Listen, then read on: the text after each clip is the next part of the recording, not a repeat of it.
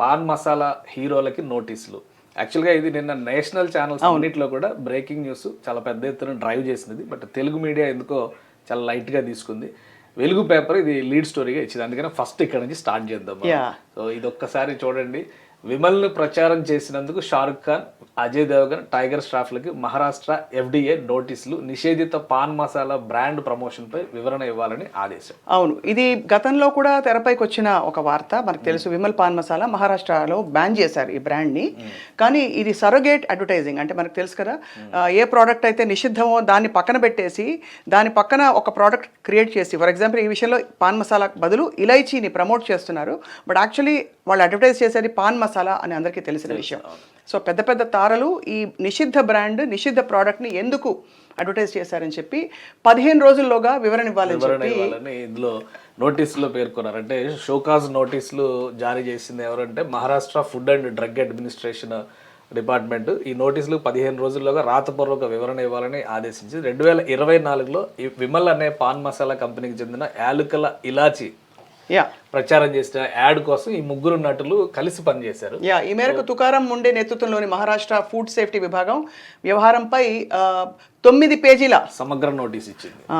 అంటే అంత డీటెయిల్ గా ఇచ్చారు. ఒకటి. రెండోది, ఇప్పటి వరకు 1 year నుంచి నడుస్తుంది కదా, ఇప్పుడు ఎవరిని అప్రిషియేట్ చేయాలి? తుకారం ముండే గారిని అప్రిషియేట్ చేయాలా? ఒక IAS ఆఫీసర్ గా ఆయన తీసుకున్నటువంటి నిర్ణయం దాన్ని అప్రిషియేట్ చేయాలా, లేదా గవర్నమెంట్లు ఎందుకు ఇన్ని రోజులు పట్టించుకోలేదు అనే దాని గురించి ఐ థింక్ రెండు కూడా మాట్లాడుకోవాల్సిన అవసరం ఉంది. రెండోది, ఈ స్టార్స్ లయబిలిటీ, రెస్పాన్సిబిలిటీ.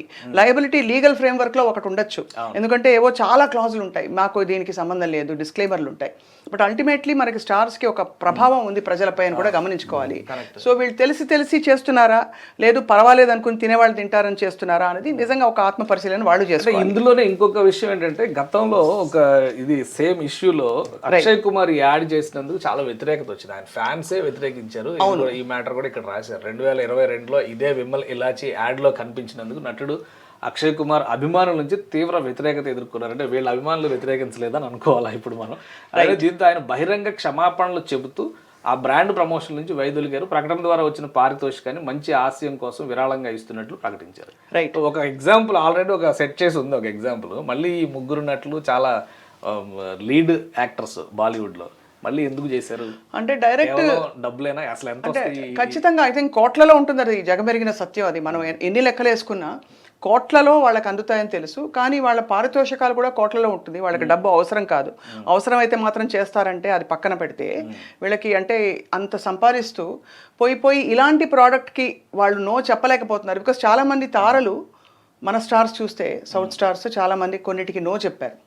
ఉదాహరణకి ఇలాగే అంటే ఈ కేటగిరీ కాకపోయినా ఫేర్నెస్ క్రీమ్స్కి నేను యాడ్ ఇవ్వనని చెప్పి సాయి పల్లవి రిజెక్ట్ చేసింది గతంలో. ఎందుకంటే తన అండం ఏంటంటే దీని మీద జడ్జ్మెంట్ ఉండకూడదు. అలాగే మన స్టార్స్ చాలా మంది ఫలానా ప్రోడక్ట్స్ అయితే మేము చేయమని చెప్పి తప్పుకున్నారు. పవన్ కళ్యాణ్ కూడా థమ్స్అప్ అడ్వర్టైజ్మెంట్స్ మానేశారు. చిరంజీవి గారు మానేశారు. అంటే చాలా ఇష్యూస్ వచ్చిన తర్వాత మానేశారు. ఇందులో ఇంకొకటి ఏంటంటే, అసలు సెంట్రల్ గవర్నమెంట్ ఎలా పర్మిషన్స్ ఇస్తుంది దీని మీద కూడా? మనం కోట్లు ఖర్చు పెట్టి సినిమాలు తీస్తారు, మనం కూడా 100లో టికెట్లు పెట్టి వెళ్తాము. థియేటర్లో ఫస్ట్ వచ్చే బొమ్మ ఏంటంటే ఫస్ట్ అదే క్యాన్సర్కి సంబంధించి నా పేరు ముఖేష్ అని ఒక యాడ్ వస్తుంది. మనందరం కొంచెం విసుక్కున్నా కూడా దాని తీవ్రత ఏంటో మనందరికీ తెలుసు. ఎందుకు విసుగ్గా ఉంటుందంటే ఆ దృశ్యాలు చూడలేక. అంతటి ఓరల్ క్యాన్సర్ చాలా ఇంత ప్రబలుతోందని తెలుసు కూడా ఎందుకు టొబాకో రిలేటెడ్ ప్రోడక్ట్స్కి మనం ఇలా అనుమతి. బడ్జెట్ వచ్చినప్పుడల్లా పెరిగే లిస్ట్లో, రేట్లు పెరిగే జాబితాలో కంపల్సరీ ఉండేది టొబాకో ప్రోడక్ట్స్ అంటే వీటన్నిటిపైన. కానీ ప్రమోషన్ ఒకవైపు జరుగుతుంది, ఇంకోవైపు గవర్నమెంట్ రిస్ట్రిక్షన్ అంటుంది. అసలు ఎలా చూడాలి దీన్ని? ఖచ్చితంగా పరస్పర విరుద్ధ వ్యవహారాలు ఇవన్నీ కూడా. అంటే మనకి ఒకవేళ బ్యాన్ చేయాలంటే సమూలంగా దాన్ని తీసి పెట్టడము, లేకపోతే అలా వీళ్ళు చేయకూడదని ఒక పార్ట్ వరకు చూసేవాళ్ళు, తెలిసిన వాళ్ళు మాత్రం తినండి, వీళ్ళ ద్వారా చూసిన వాళ్ళు మాత్రం తినకూడదు అనడం అనేది అది జరిగే పని కాదు. ఒక సమగ్రమైన పాలసీ అయితే కాదు. మీరు ఓకే అంటే నేను ఇప్పుడు కావ్య దెందుకూరి గారు ఉన్నారు మనతో, I try to call her. Already అసలు ఎలాంటి సమస్యలు వస్తాయి అనేది ఖచ్చితంగా ఐ థింక్ ఇది మాట్లాడుకోవాల్సిన విషయం. ఎందుకంటే నాతో పాటు డాక్టర్ కావ్య ఉన్నారు. కావ్య దెందుకూరి గారు ప్రముఖ hepatologist. Doctor Kavya, good morning. Good morning అండి. సో ఇవాళ చూస్తున్నాం మనం పాన్ మసాలాకి సంబంధించి సరగేట్ అడ్వర్టైజింగ్ ఏదైతే ఇలాచీ పేరుతో జరిగిందో దానికి సంబంధించి షారుఖ్ ఖాన్, అజయ్ దేవ్గన్, టైగర్ ష్రాఫ్ వీళ్ళకి నోటీసులు అందాయండి ఫుడ్ సేఫ్టీ వాళ్ళ నుంచి మహారాష్ట్రలో. So what do you feel about this అండి? పాన్ మసాలా అంటే టొబాకో ఉంటే ప్రమాదకరమా లేకపోతే ప్రమాదకరమా, ఏమిటి పరిస్థితి అని?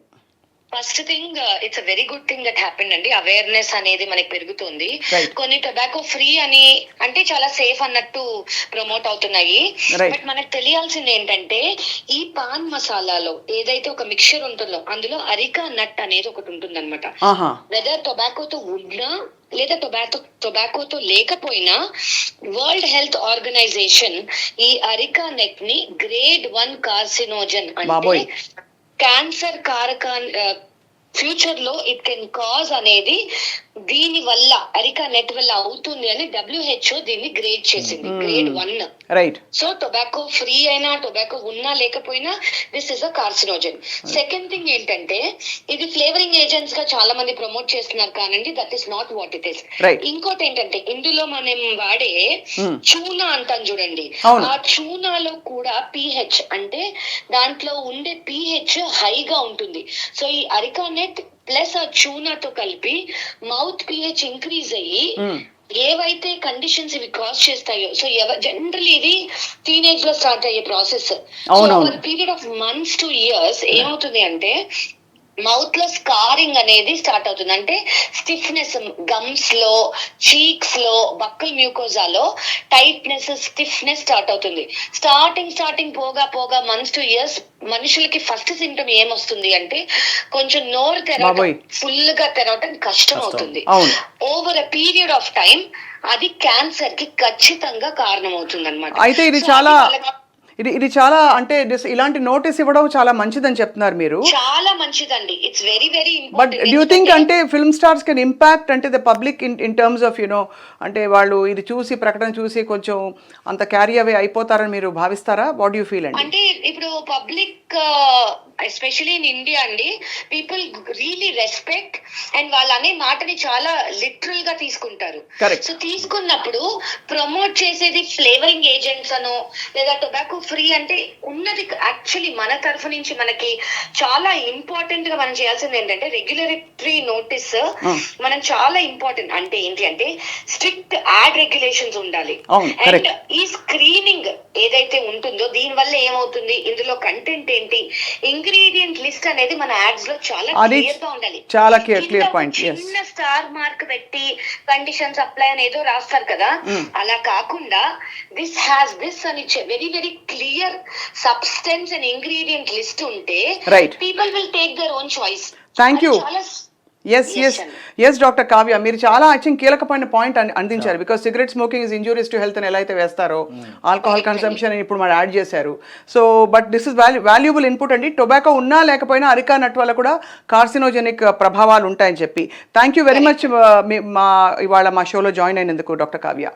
థ్యాంక్ యూ అండి, pleasure is mine. Thank you so much. So చూసారు కదా Keshav, so health point of వ్యూలో చాలా సీరియస్ ప్రాబ్లమ్స్ వస్తాయని. బట్ లీగల్ గా ఇప్పుడు నోటీసులు ఇచ్చారు, 15 రోజుల్లో వివరణ ఇస్తారు. అరెస్టుల దాకా వెళ్ళే అవకాశం ఉంటుందా? ఎవరి మీద యాక్షన్ తీసుకోవచ్చు? అంటే బ్రాండ్ ప్రమోట్ చేసిన వాళ్ళ మీద లేదా బ్రాండ్ బిల్డర్స్ ఎవరైతే ఉన్నారో వాళ్ళ మీద? అంటే బ్రాండ్ బిల్డర్స్ మీద ఉంటుంది, అందరికీ కొంత లయబిలిటీ ఉంటుంది. కానీ యూజువలీ ఇలాంటి యాడ్స్ చేసేటప్పుడు చాలా లీగల్ ఫ్రేమ్వర్క్లో చూస్తే జాగ్రత్తలే పడతారు. ఇక్కడ మనం మాట్లాడేది చట్టానికి, ధర్మానికి, న్యాయానికి తేడాలు ఉన్నాయని మనం ఎప్పుడు మామూలుగా ఫ్లోలో అనుకుంటాం. ఇక్కడ ఏంటంటే ఔచిత్యం, ఇది నేను చేయడం కరెక్టా కాదా, సబబు ఇది నేను చేస్తే దీని ప్రభావం ఎలా ఉంటుందని ఆలోచించుకోవాల్సింది స్టార్స్. ఏ రోజైతే వీళ్ళు రిజెక్ట్ చేస్తారో మేము ఇకపై ఎన్ని డబ్బులు ఇచ్చినా మేము ఇచ్చేయమని, ఐ థింక్ అప్పుడు ఒక బలమైన మెసేజ్ కూడా వెళ్తుంది. ఆల్రెడీ ఒక కేస్ స్టడీ, ఒక లైవ్ ఎగ్జాంపుల్ ఉంది అక్షయ్ కుమార్ రూపంలో. సో అది ఎందుకు ఇన్స్పిరేషన్ గా తీసుకోలేదు అనేది వీళ్ళు ఆలోచించాలి. సో మీరు కూడా కామెంట్ చేయండి ఈ ఇష్యూ సంబంధించి. ఎందుకంటే ఒకవైపు నోటీస్ ఇవ్వడం, రెండో వైపు హెల్త్ ఆస్పెక్ట్ లో, ప్లస్ మూడో వైపు నుంచి చూస్తే గవర్నమెంట్స్ ఏం చేయాలి, మీ అభిప్రాయం ఏంటి? ఇది చాలా సీరియస్ ఇష్యూ కింద మనం చూడాల్సి ఉంటుంది.